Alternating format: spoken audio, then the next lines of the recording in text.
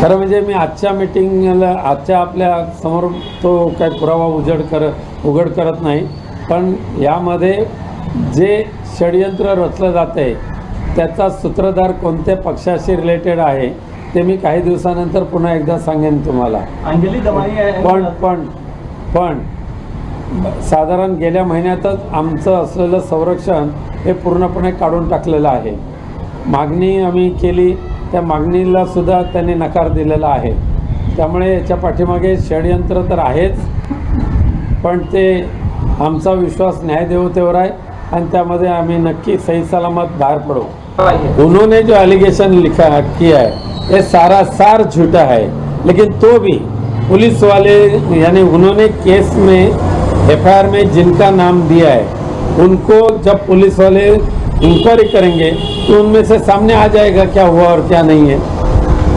हमें क्या डरने की बात ही नहीं. हम कहाँ गए नहीं हैं और वैसा कुछ हुआ नहीं. मैं छाती सीना ठोक के बात बोल सकता हूँ. मला डॉक्टरने सांगितलं म्हणून माझं स्त्रीधन जे आहे त्या सहित घेऊन गेलेले आहे. म्हणजे जाताना जो 10 ते 12 बॅगा भरतील एवढे ते कपडे आणि बाकीचं स्त्रीधन. आता स्त्रीधन सुद्धा नेमकं किती गेलेलं आहे, किती नेलं आहे हे हिंमत असेल तर तुम्ही जाहीर करा. येताना सासरी येताना स्त्रीधन किती आणलं आणि घेऊन जाताना किती घेऊन गेलं ते जाहीर करा. पण आम्हाला एकदा दिलं ना दिलं त्याच्यामध्ये आम्हाला काही पडायचं नाही आहे. ठीक आहे, तिच्या नशिबात होतं तेवढं तिला स्त्रीधन मिळालेलं आहे, त्यांना आम्हाला त्याच्यामध्ये काय ते उकळून काढायचं नाही. करायचं आलं खूप मोठी लिस्ट वाचून दाखवेन, पण ठीक आहे, तिला जे मिळालं त्याच्यात त्याने सुखी राहावं. पण एक मात्र नक्की आहे की ज्या पद्धतीने त्यांची चर्चा आमच्या वकील महोदयांशी चालू होती तर प्रत्येक वेळेला डिमांड त्यांचं दुपटीने वाढत होतं. सुरुवातीचं 2 करोडचं डिमांड होतं. 3 बेडरूमचा फ्लॅट तर कायम राहिलेला आहे, ॲटोमॅटिक कार कायम राहिलेला आहे. 2च्या नंतर डायरेक्ट 5 करोडवर आलं आणि 5 करोडवरच्या नंतर ह्याच याच्यामध्ये त्याने जे दिलं आहे काल जे वाचून दाखवलेलं आहे 10 करोड रुपये. 2 करोड पुन्हा पाहिजे तर हवं असेल तर मी वाचून दाखवतो.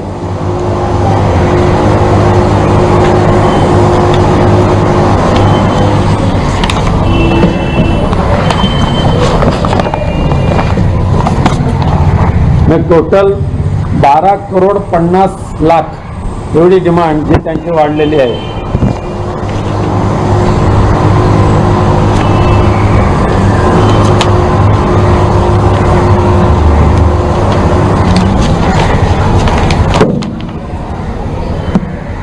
$50 लाख, 5 लाख दर महिन्याचे 5 लाख रुपये, 50 लाख एक रकमी, 10 करोड एक रकमी, पुन्हा 2 करोड एक रकमी आणि प्लस दरमहा भाडं 1 लाख रुपये. त्याशिवाय 3 बेडरूमचा जो घर आहे तो घर पूर्णपणे मिळालं पाहिजे. त्याचं EMI जे आहे ते मी भरणार नाही, ते तुम्हीच भरलं पाहिजे. अशा पद्धतीचे जे डिमांड ठेवलेले आहेत ना त्या पूर्ण करून घेण्यासाठीच हे खोटे नाटे अशा पद्धतीची बनावगिरी करून केलेले आरोप आहेत. त्या आरोपांना आम्ही काय भीत घालत नाही, कारण आम्ही अध्यात्मातले आहोत आणि आमचं दैवत आमच्यासमोर पंढरीचा पांडुरंग आहे, तसंच आमच्यासमोर आमचं दैवत हिंदू हृदय सम्राट बाळासाहेब ठाकरे आहेत. त्यामुळे आम्हाला ह्या 2 दैवताशिवाय इतर कोणाच्याकडे जाण्याची आवश्यकता पडत नाही. कुलदेवता ग्रामदेवता तर आमच्या असतातच कोकणातल्या, आणि त्यांच्याकडे जाणं म्हणजे काही गुन्हा ठरत नाही त्यांचं दर्शन घेणं. यावरच त्यांनी असा देखील आरोप केलेला आहे की एका बंधुबाबाकडे मला नेलं त्यामुळे मला ते कळलं, पण या व्यतिरिक्त 3-4 ठिकाणी आम्हाला नेलेलं होतं आणि त्यातल्या काही ठिकाणी आपण स्वतः देखील त्यांच्यासोबत होतात आणि तुम्ही त्या सगळ्या गोष्टींमध्ये इन्व्हॉल्व आहात. तुमच्या सांगण्यानुसारच त्या गोष्टी. ते आता माझा पोलीस खात्यावर पूर्ण विश्वास आहे, न्यायालयावर माझा पूर्ण विश्वास आहे. ज्यांची नावं त्यांनी दिलेली आहेत त्यांना ज्यावेळेला पोलीस चौकशी करतील त्यावेळेला ते समोर येईल. त्यामुळे ह्यांच्या बकवासगिरीवर विश्वास ठेवण्यापेक्षा मी पोलिसांच्या चौकशीवर माझा विश्वास आहे, त्यांनी चौकशी करावी. या व्यतिरिक्त आपले भांडूपमधले बंधुराज आहेत त्यांचं नाव देखील या केसमध्ये घेतलेलं आहे. त्यांचा आणि यांचा नेमका काय संबंध? ते आमच्या घरातले सर्वात, आमच्या भावकीतले सर्वात ज्येष्ठ आमचे बंधू आहेत. सर्वात ज्येष्ठ बंधू आहेत, त्यामुळे त्या सर्वात जवळजवळ 85 ते 87 वर्ष त्यांचं आहे आणि त्यामुळे त्यांचं मार्गदर्शन घेणं, त्यांचे आशीर्वाद घेणं हे आमचं कर्तव्य आहे. त्यांनी जरी त्यांच्या घरामध्ये इतरांना कोणाला विचारलं नसलं तर सुद्धा आम्ही आमच्या घरातल्या ज्येष्ठांना आम्ही सन्मानाने वागवतो आणि त्यांचे आशीर्वाद आम्ही नेहमीच घेतो. ज्या पद्धतीने कोर्टात इतर आरोपींबद्दल देखील ज्यावेळी सुनावणी सुरू होती तर आपण हेही अटकपूर्व त्यासाठी आपण जाणार आहात का कोर्टामध्ये? वकिलांच्या सांगण्यानुसार आम्ही पुढचं करू, पण न्यायदेवतेने ज्या ज्या वेळेला बोलवेल त्या वेळेला आम्ही न्यायदेवतेसमोर नम्रपणे हजर राहणार आहोत. एक शेवटचा प्रश्न असा आहे की आपण खरं तर आपली पार्श्वभूमी राजकीय आहे, आपण राजकारणात सक्रिय असता आणि या राजकारणातल्याच हेतूतून यांच्या थ्रू आपल्यावरती हे आरोप होत आहेत किंवा हे षडयंत्र रचलं जातं असं आपल्याला वाटतंय? खरं म्हणजे मी आजच्या मीटिंगला आपल्या समोर तो काही पुरावा उघड करत नाही, पण यामध्ये जे षडयंत्र रचलं जात आहे त्याचा सूत्रधार कोणत्या पक्षाशी रिलेटेड आहे ते मी काही दिवसानंतर पुन्हा एकदा सांगेन तुम्हाला. अंजली दमानी पण साधारण गेल्या महिन्यातच आमचं असलेलं संरक्षण हे पूर्णपणे काढून टाकलेलं आहे. मागणी आम्ही केली, त्या मागणीला सुद्धा त्यांनी नकार दिलेला आहे. त्यामुळे याच्या पाठीमागे षडयंत्र तर आहेच, पण ते आमचा विश्वास न्यायदेवतेवर आहे आणि त्यामध्ये आम्ही नक्की सही सलामत बाहेर पडू. अंजली दमानी यांनी सांगितलं की विषय गंभीर आहे, मुलांनी कॅप्चर केलं आहे, याची चौकशी झाली पाहिजे. चौकशी पोलिसांनी करावी, त्यामध्ये आमचं काही अडथळा नाही आहे आणि प्रत्येक वेळेला पोलीस ठाण्यामध्ये ज्या वेळेला चौकशीला बोलवतील त्या वेळेला आम्ही हजर राहणारच आहोत. प्रवीण दरेकर यांनी आरोप केला आहे की हा तर घराचं एक प्रकरण आहे, याच्या पुढे अनेक प्रकरण समोर येणार आहे. किती येतील ते येतील, कारण सध्या त्यांचं बाकी धंदेच काही नाहीत त्यांना. सर हिंदी में सांगा ना, सर हिंदी में जानना चाहेंगे आप ये जो उन्होंने कुछ एलिगेशन लगाए हैं, कुछ बातें कही हैं. कल वैसा तो मैंने पूरी तरीके से बात की है आपके साथ, लेकिन आप शायद नहीं थे. जिस तरीके से जो इल्ज़ाम लगाया गया है वो सारासार झूठा है, हमें हमारी बदनामी करने वाला है, हमें कहाँ ना कहाँ परेशानी देने के लिए किया है. जो गिरिजा है वो 29 दिसंबर 2023 से घर छोड़कर खुद के मन से वहाँ गई है. उसके बाद अभी तक उनका और हमारे घर का कोई संबंध रहा नहीं है. उसके बाद ये जो आरोप कर रहे हैं वो आरोप 2018 से 2022 के बीच में का है. और मेरा प्रश्न एक है, उन्होंने जो खुद लिखा है उसके ऊपर ही मैं बोल रहा हूँ, बाकी मेरे दिल का कुछ नहीं बोल रहा हूँ. ये सारे आरोप करते हुए उन्होंने कहा कि हर बार मैं मेरे माँ और मेरे पिताजी को साथ में लेकर जाता था. अगर मैं कोई भोंदू बाबा के पास जाकर उनके ऊपर कुछ ऐसा ज़बरदस्ती या कुछ गलत तरीके से आरोप कर्म करता था तो उनके माँ और उनके पिताजी साथ में रहते थे. उन्होंने तुरंत पुलिस थाने में शिकायत दर्ज क्यों नहीं की? 22 के बाद अभी 26 है, 4 वर्ष के बाद अभी उनको लगा है कि एक शिकायत करो. उसके बाद 29 दिसंबर 2023 से वो घर छोड़कर गए, पूरा सामान लेकर गए और उन्होंने स्टेटमेंट में लिखा है, मेरे डॉक्टर ने मुझे कहा इसके लिए मैं मेरा स्त्री धन और मेरा सारा जो भी कुछ है 10 से 13 बैग आपने बोला. हाँ, वो सब मैं लेके जा रहा हूँ. हमने उसके लिए उसको एक सिंगल वर्ड से पूछा नहीं ये क्या क्या लेके जा रहे हैं, तो हमें दिखाओ, ये भी हम लोगों ने इतने पूछा. हम बोला ठीक है, जो उसके नसीब में था वो सब लेकर गया, हमें उसके पास कुछ देखना नहीं. लेकिन ठीक है, अब भी जो उन्होंने डीवी का केस फाइल किया उसमें कम से कम 12.5 करोड़ रुपए की मांग की है. लेकिन उसके पहले भी पहली जो उनके डिस्कशन हुआ था उसमें 5 करोड़ और एक जो मध्यस्थ है उसके लिए 2 करोड़ की मांग की थी. 3 बेडरूम किचन का मांग की थी. एक automatic car not less than 20 lakh उसकी मांग की थी. टेरेस फ्लैट चाहिए था, वो भी थाना या बोरीवली में चाहिए था, ऐसी मांग की थी. उसके बाद इसके लिए हमने ना बोले तो उसके बाद उन्होंने डीवी में 12.5 करोड़ रुपए की मांग की है. साथ साथ में 3 बेडरूम किचन की भी मांग की है। साथ साथ में हर महीने में 1 लाख और उसका रेंट होना चाहिए, वो भी मांग की है।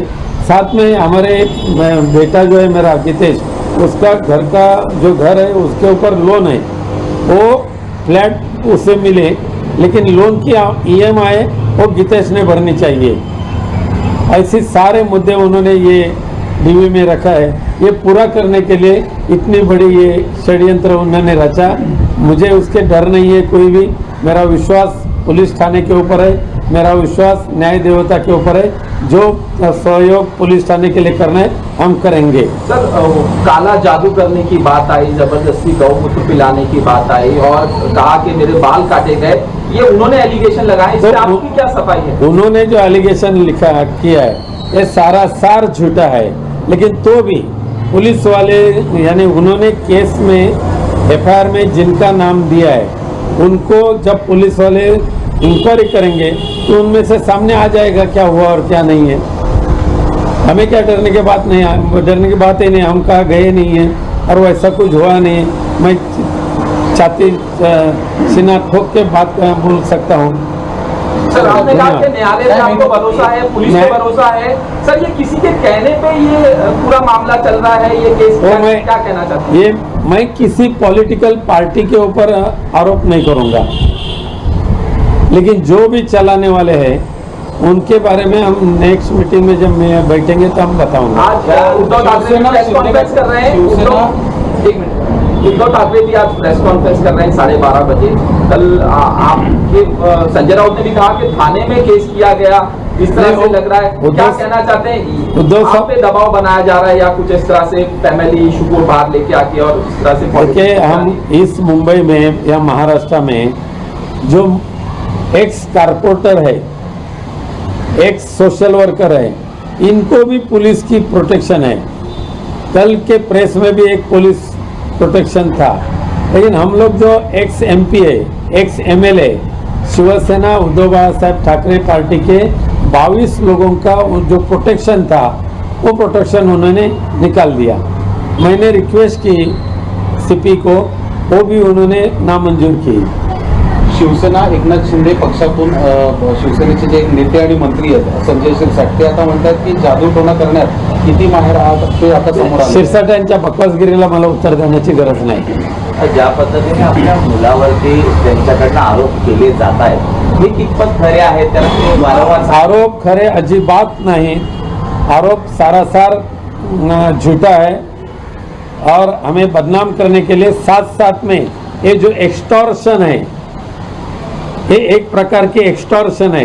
12.5 करोड़ वसूल करने के लिए ये ब्लॅकमेल किया जा रहा है, ऐसा मेरा आरोप आहे। धन्यवाद। एक म्हणजे इथे त्यांनी स्पष्ट लिहिलेलं आहे, त्यांच्या तक्रारीमध्ये मी 29 डिसेंबर 2023 रोजी स्वतःहून माहेरी गेलेली आहे।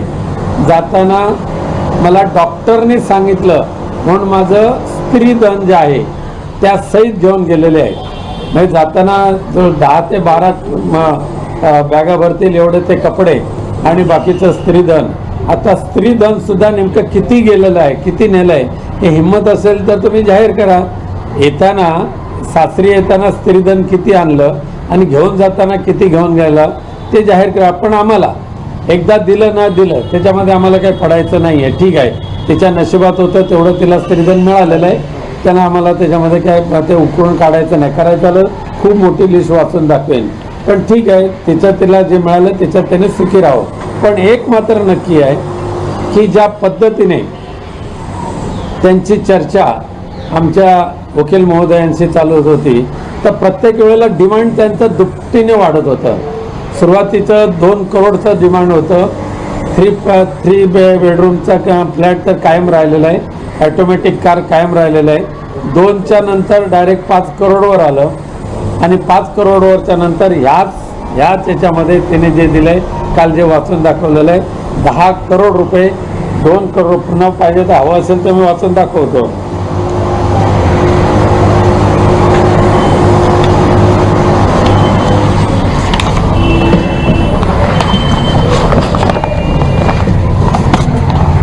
मैं टोटल 12,50,00,000 एवढी डिमांड जी त्यांची वाढलेली आहे.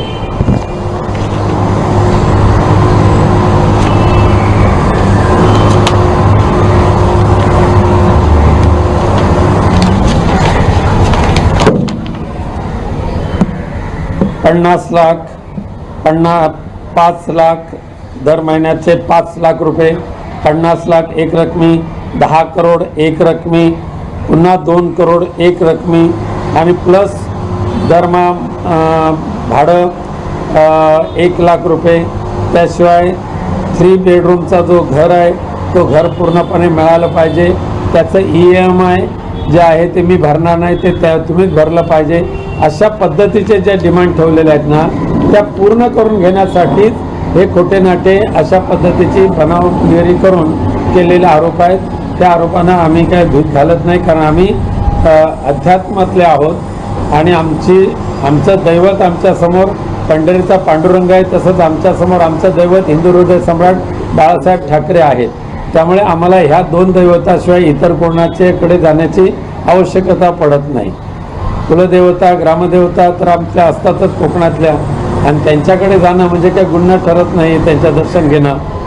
यावरूनच त्यांनी असा देखील आरोप केलेला आहे की एका गोंदूबाबाकडे मला नेलं त्यामुळे मला ते कळलं, पण या व्यतिरिक्त 3-4 ठिकाणी आम्हाला नेलेलं होतं आणि त्यातल्या काही ठिकाणी आपण स्वतः देखील त्यांच्यासोबत होतात आणि तुम्ही त्या सगळ्या गोष्टींमध्ये इन्व्हॉल्ड आहात. तुमच्या सांगण्यानुसारच त्या गोष्टी ते आता माझा पोलीस खात्यावर पूर्ण विश्वास आहे, न्यायालयावर माझा पूर्ण विश्वास आहे. ज्यांची नावं त्यांनी दिलेली आहेत त्यांना ज्या वेळेला पोलीस चौकशी करतील त्यावेळेला ते समोर येईल.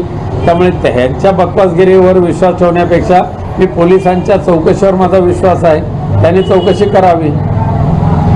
या व्यतिरिक्त आपले भांडूपमध्ये बंधुराज आहेत, त्यांचं नाव देखील या केसमध्ये घेतलेलं आहे. त्यांचा आणि यांचा नेमका काय संबंध? ते आमच्या घरातले सर्वात, आमच्या भावकीतले सर्वात ज्येष्ठ आमचे बंधू आहेत, सर्वात ज्येष्ठ बंधू आहेत. त्यामुळे त्या सर्वात जवळजवळ 85 ते 87 वर्ष त्यांचं आहे आणि त्यामुळे त्यांचं मार्गदर्शन घेणं, त्यांचे आशीर्वाद घेणं हे आमचं कर्तव्य आहे. त्यांनी जरी त्यांच्या घरामध्ये इतरांना कोणाला विचारलं नसलं तर सुद्धा आम्ही आमच्या घरातल्या ज्येष्ठांना आम्ही सन्मानाने वागवतो आणि त्यांचे आशीर्वाद आम्ही नेहमीच घेतो. ज्या पद्धतीने कोर्टात इतर आरोपींबद्दल देखील ज्यावेळी सुनावणी सुरू होती तर आपण हेही अटकपूर्व याच्यासाठी आपण जाणार आहात का कोर्टामध्ये? वकिलांच्या सांगण्यानुसार आम्ही पुढचं करू, पण न्यायदेवतेने ज्या ज्या वेळेला बोलवेल त्या वेळेला आम्ही न्यायदेवतेसमोर नम्रपणे हजर राहणार आहोत. एक शेवटचा प्रश्न असा आहे की आपण खरं तर आपली पार्श्वभूमी राजकीय आहे, आपण राजकारणात सक्रिय असता आणि या राजकारणातल्याच हेतूतून यांच्या थ्रू आपल्यावरती हे आरोप होत आहेत किंवा हे षडयंत्र रचलं जातं असं आपल्याला वाटतं? खरं म्हणजे मी आजच्या मीटिंगला आजच्या आपल्या समोर तो काही पुरावा उघड करत नाही, पण यामध्ये जे षडयंत्र रचलं जात आहे त्याचा सूत्रधार कोणत्या पक्षाशी रिलेटेड आहे ते मी काही दिवसानंतर पुन्हा एकदा सांगेन तुम्हाला. अंजली दमानी पण साधारण गेल्या महिन्यातच आमचं असलेलं संरक्षण हे पूर्णपणे काढून टाकलेलं आहे. मागणी आम्ही केली, त्या मागणीला सुद्धा त्यांनी नकार दिलेला आहे. त्यामुळे याच्या पाठीमागे षडयंत्र तर आहेच, पण ते आमचा विश्वास न्यायदेवतेवर आहे आणि त्यामध्ये आम्ही नक्की सही सलामत बाहेर पडू. अंजली दमानी यांनी सांगितलं की विषय गंभीर आहे, मुलांनी कॅप्चर केलं आहे, याची चौकशी झाली पाहिजे. चौकशी पोलिसांनी करावी, त्यामध्ये आमचं काही अडथळा नाही आहे आणि प्रत्येक वेळेला पोलीस ठाण्यामध्ये ज्या वेळेला चौकशीला बोलवतील त्या वेळेला आम्ही हजर राहणारच आहोत. प्रवीण दरेकर यांनी आरोप केला आहे की हा तर घराचं एक प्रकरण आहे, याच्या पुढे अनेक प्रकरण समोर येणार आहे. किती येतील ते येतील, पण सध्या त्यांचं बाकी धंदेच काही नाहीत त्यांना. सर हिंदी सांगा ना सर, हिंदी में जानना चाहेंगे आपकी जो उन्होंने कल एलिगेशन लगाए हैं, कुछ बातें कही हैं. कल वैसे तो मैंने पूरी तरीके से बात की है आपके साथ, लेकिन आप शायद नहीं थे. जिस तरीके से जो इल्ज़ाम लगाया गया है वो सारासार झूठा है, हमें हमारी बदनामी करने वाला है, हमें कहाँ ना कहाँ परेशानी देने के लिए किया है. जो गिरिजा है वो 23-29 दिसंबर 23 से घर छोड़कर खुद के मन से वहाँ गई है। उसके बाद अभी तक उनका और हमारे घर का कोई संबंध रहा नहीं है। उसके बाद ये जो आरोप कर रहे हैं वो आरोप 2018 से 2022 के बीच में का है। और मेरा प्रश्न एक है, उन्होंने जो खुद लिखा है उसके ऊपर ही मैं बोल रहा हूँ, बाकी मेरे दिल का कुछ नहीं बोल रहा हूँ। ये सारे आरोप करते हुए उन्होंने कहा कि हर बार मैं मेरे माँ और मेरे पिताजी को साथ में लेकर जाता था। अगर मैं कोई भोंदू बाबा के पास जाकर उनके ऊपर कुछ ऐसा ज़बरदस्ती या कुछ गलत तरीके से आरोप कर्म करता था तो उनके माँ और उनके पिताजी साथ में रहते थे, उन्होंने तुरंत पुलिस थाने में शिकायत दर्ज क्यों नहीं की? 22 के बाद अभी 26 है, 4 वर्ष के बाद अभी उनको लगा है कि एक शिकायत करो।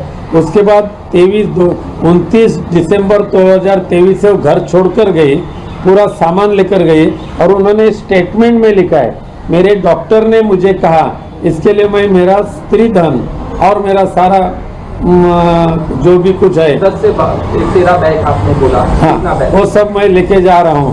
और हमने उसके लिए उसको एक सिंगल वर्ड से पूछा नहीं, ये क्या क्या लेके जा रहे हैं तो हमें दिखाओ, ये भी हम लोगों ने इतने पूछा। हम बोला ठीक है, जो उसके नसीब में था वो सब लेकर गया, हमें उसके पास कुछ देखना नहीं। लेकिन ठीक है, अब भी जो उन्होंने डीवी का केस फाइल किया उसमें कम से कम 12.5 करोड़ रुपए की मांग की है। लेकिन उसके पहले भी पहली जो उनके डिस्कशन हुआ था उसमें 5 करोड़ और एक जो मध्यस्थ है उसके लिए 2 करोड़ की मांग की थी। 3 बेडरूम किचन का मांग की थी, एक automatic car not less than 20 lakh उसकी मांग की थी। टेरेस फ्लैट चाहिए था, वो भी थाना या बोरीवली में चाहिए था, ऐसी मांग की थी।